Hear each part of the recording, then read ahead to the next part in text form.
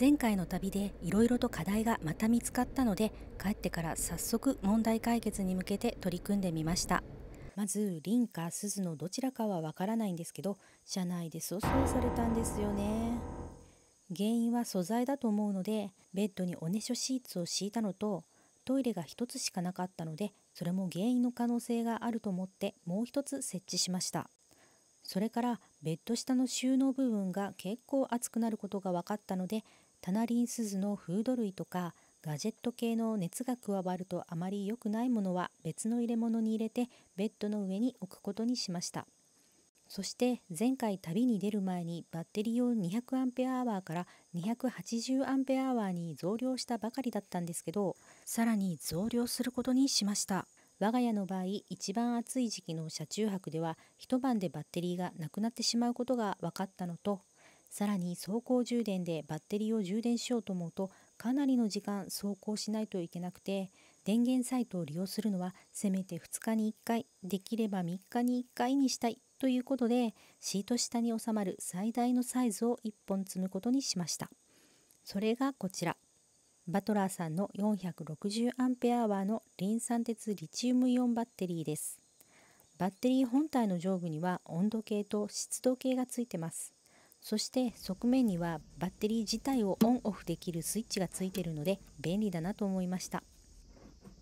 体感的に暑い日の夜にクーラーを使うと一晩で多めに見て約 200A は必要ってことがこれまでの経験で分かっているので、 460A はあれば2日は余裕で持つはずです。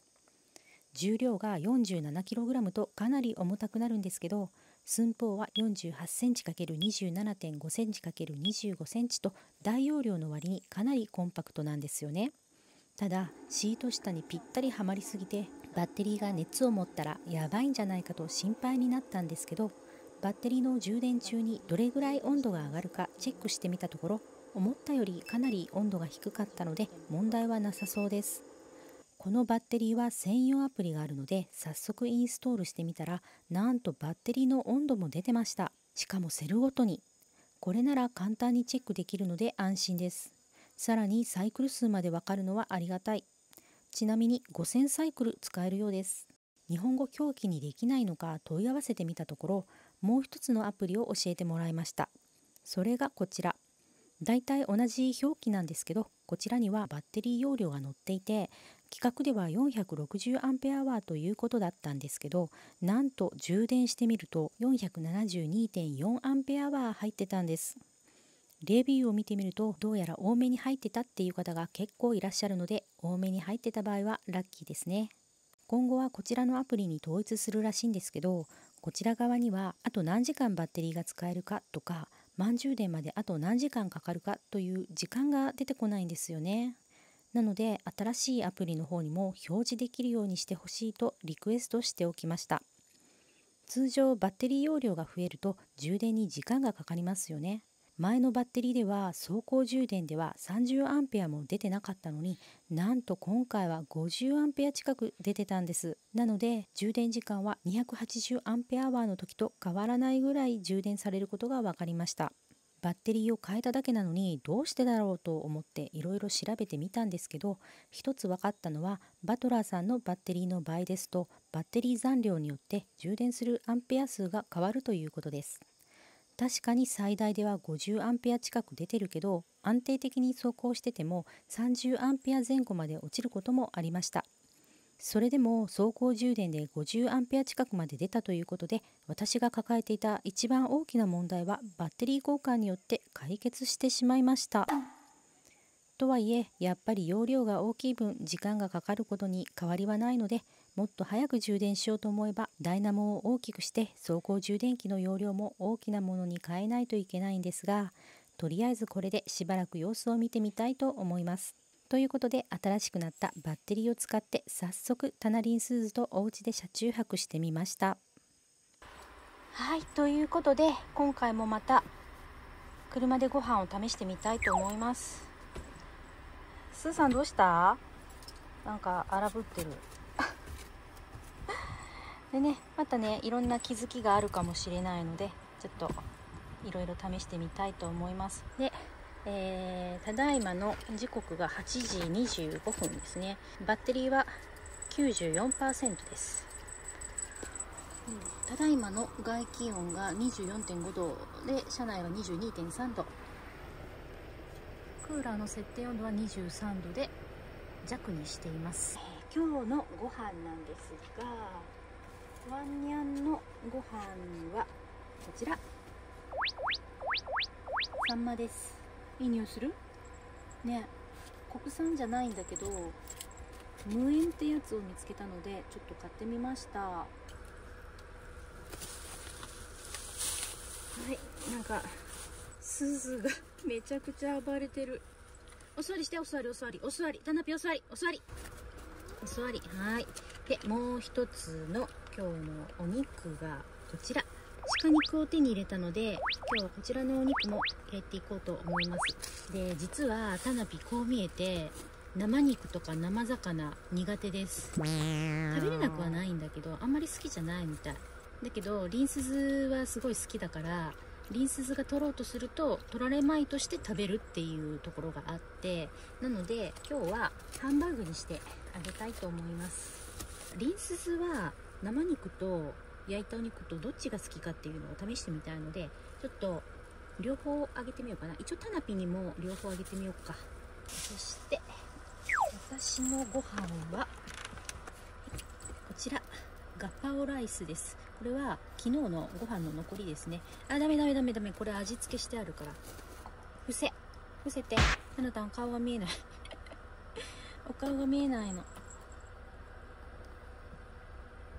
れは味付けしてるので、ちょっとこれは私がいただきます。昨日の残りです。もう炒めるだけ。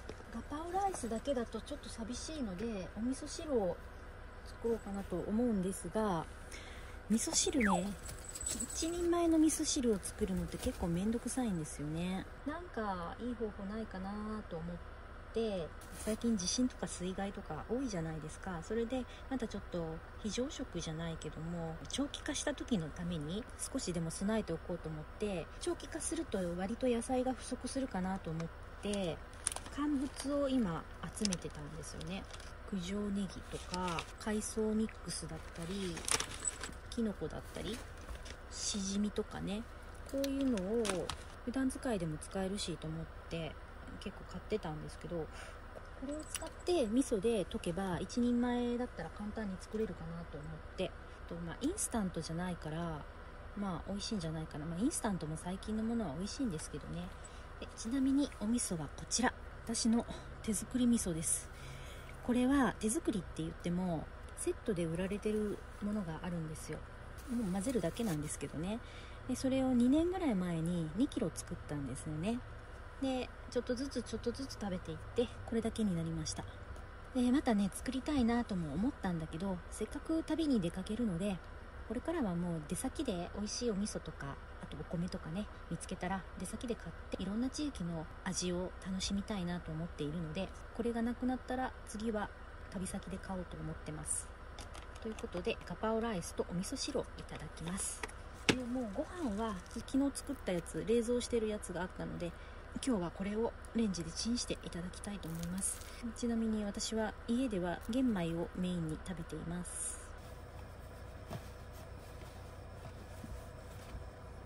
ラージメスティンがいいかな、どっちにしようか。切れば入るか。とりあえず切ってみよう。美味しそう。秋サンマ。サンで切れるか。切れた。よし。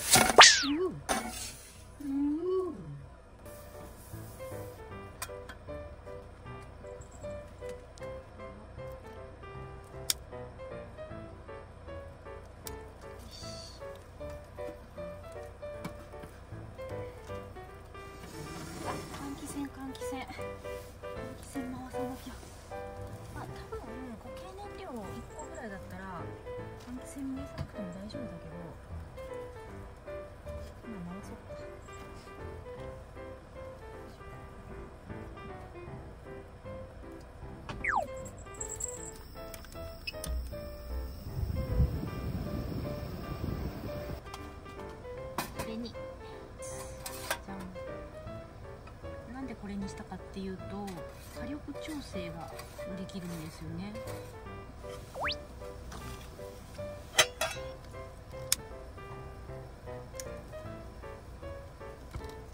ついてる？あ、ちょっと見えないけど火はついてます青い炎だからちょっと見えないけど、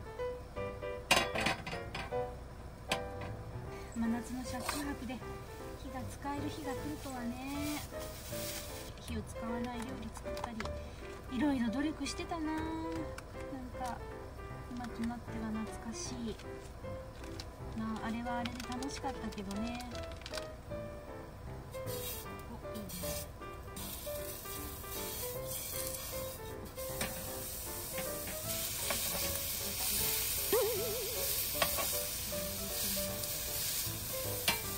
わあ、いい香り。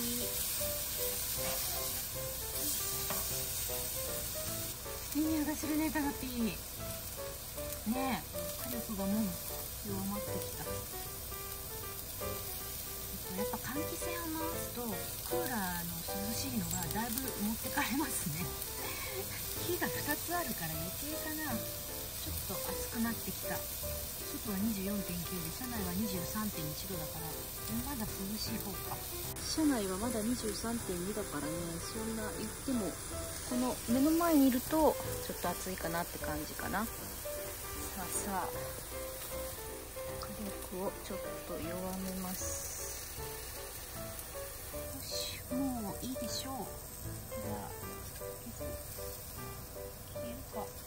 おお、消えたー。素晴らしい。ちゃんと消えました。冷ましましょうかね。これで冷まします。よいしょ。おお、美味しそうですよ。美味しそう、いい香り。ちなみにタナもリンスズもサンマを食べるのは初めてです。そしてじゃあ今度は冷ましてる間に私のガパオライスを作ります。おお、よいしょ。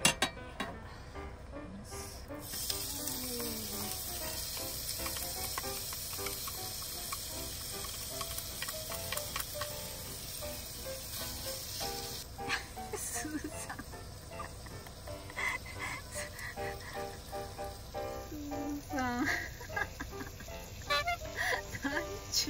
なんちゅう顔してんのあなたあれ、りんたろうはどこ行った？あ、りんちゃんは横で寝てました。ちょっとガパオライスをするには若干火力が弱いかもしれない。1分でいいかな。レンジ1分スタート。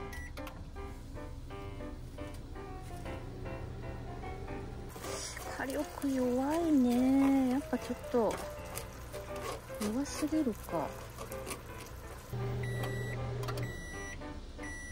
これが IH に対応してるかどうかね。いけそう。やっぱ別のフライパンだからいけるんだ。もうちょっと待ってね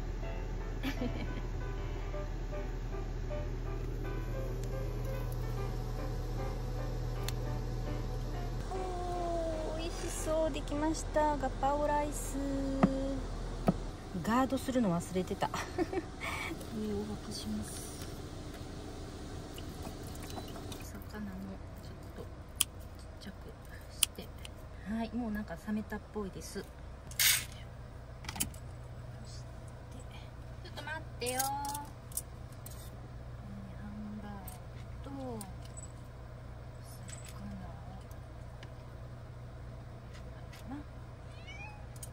じゃあちょっと先に君たちに食べてもらえますかね。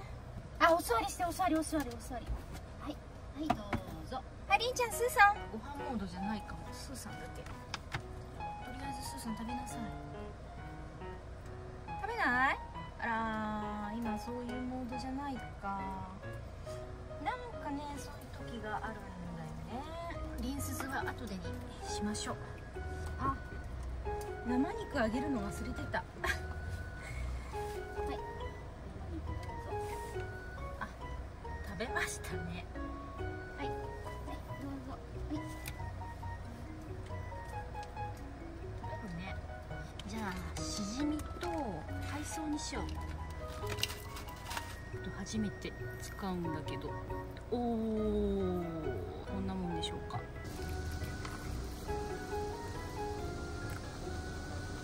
なかなか中身が取れない。お湯を注ぐだけじゃダメかもしれないですね、こ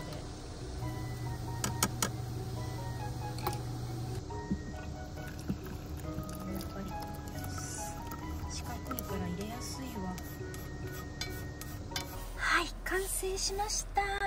ガパオライスとお味噌汁、そして今日のお酒はこちら、贅沢搾り和梨秋限定ということで、今日はこちらをいただきたいと思います。秋から、あー美味しい。お味噌ちょっとどんな感じか飲んでみたいと思います。あ、もうちょっとお湯入れてもよかったな。ちょっと濃いかも。お湯を処分しちゃったので水入れます。これでもまだ濃いぐらい。これぐらいかな。ちょっとお湯で溶くだけは難しかったけど、1、2枚作れますね、簡単に。ガパオライスもいただきましょう。いただきます。うまい。ってね、忘れてた。麦さんごめん。もういただいてます。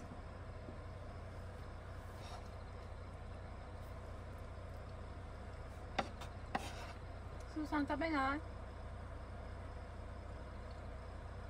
いらないの？生肉からいった生肉からいったまさかの鹿肉の生肉からいきましたよ。いつもなら魚からいくのにね。そうか、スーさんは生肉が好きだったか。いやー、ほんとなんかもう暑い夏に車内で火の料理を使って食べれる幸せ、感無量です。来た。食べなさい食べなさい。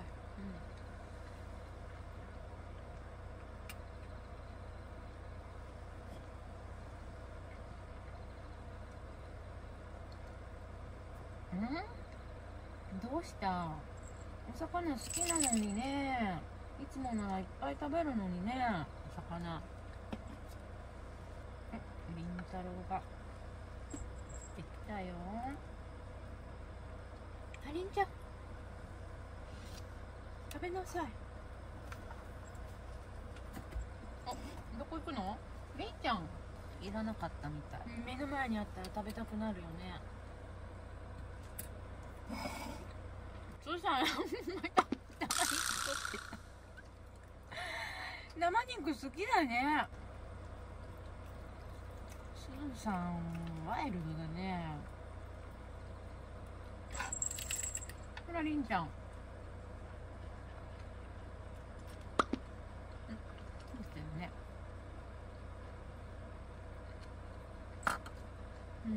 りんちゃん珍しく食べないんだね今日は。ハンバーグ食べて。おかしいな、お肉魚からいつも食べてんのにね。サンマがダメだったかな。お腹いっぱいになってきた。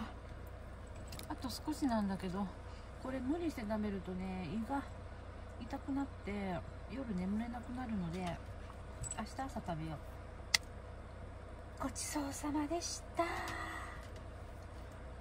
今もう10時だ。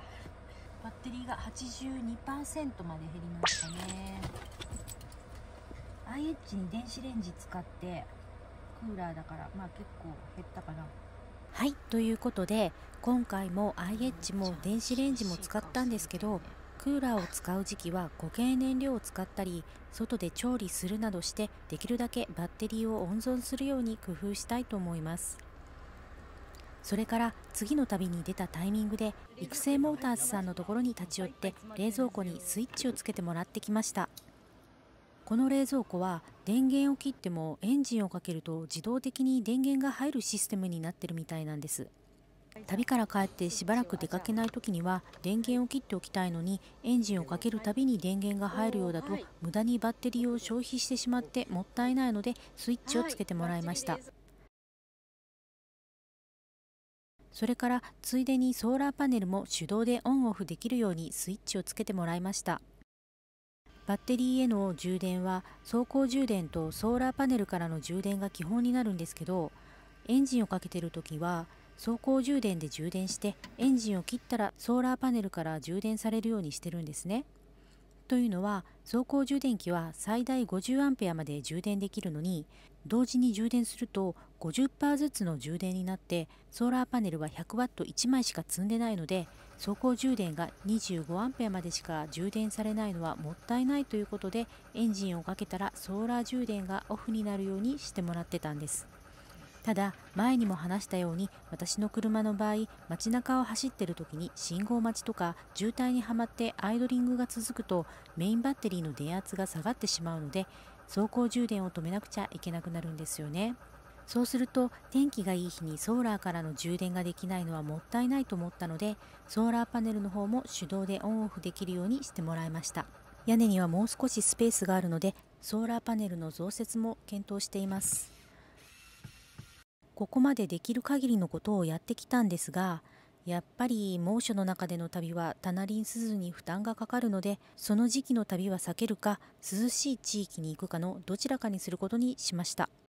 この後一旦涼しくなったので旅に出たんですけど、旅の前半こそ電源付きのキャンプ場で過ごしたものの、後半では外部電源を使うことなく毎晩クーラーを使って連続でなんと4日間車中泊をすることができました。その時の様子は次回お届けするのでお楽しみに。